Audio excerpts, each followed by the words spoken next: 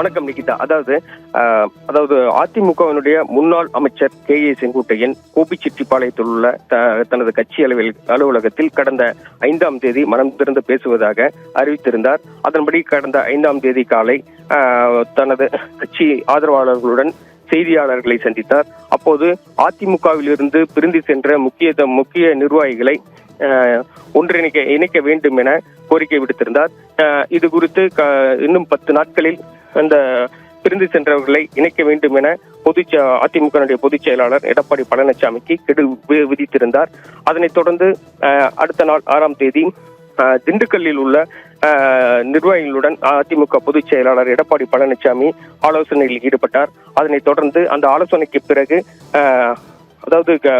அதிமுகவினுடைய முன்னாள் அமைச்சர் கே.ஏ. செங்கோட்டையனின் கட்சி பதவிகள் மட்டுமின்றி அவரது ஆதரவாளர்களான நிர்வாகிகளின் கட்சி பதவிகளையும் கட்சி பதவிகளை விடுவித்திருந்தார். அதனைத் தொடர்ந்து கோபிச்செட்டிப்பாளையத்தில் உள்ள கே.ஏ. செங்கோட்டையனின் இல்லத்திற்கு கட்சி நிர்வாகிகள் ஏராளமானோர் வருகை தந்து அவருக்கு ஆதரவு தெரிவித்தனர்.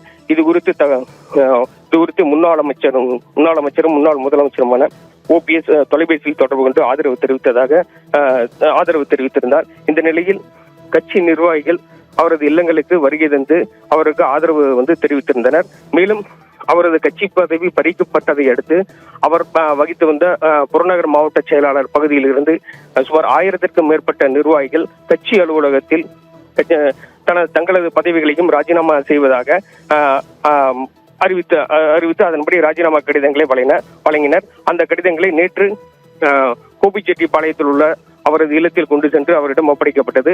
இந்த நிலையில இன்று அதிகாலை கோபிச்செட்டிப்பாளையத்திலிருந்து தனது இல்லத்திலிருந்து அதிமுக முன்னாள் அமைச்சர் கே.ஏ. செங்கோட்டையன் டெல்லி செல்வதாக இன்று காலை புறப்பட்டு சென்றிருக்கிறார். இந்த நிலையில் டெல்லியில் உள்ள முக்கிய நிர்வாகிகளை சந்தித்து பேசுவதாக கட்சி நிர்வாகிகள் வட்டாரத்தில் தெரிவிக்கப்பட்டு வருகிறது.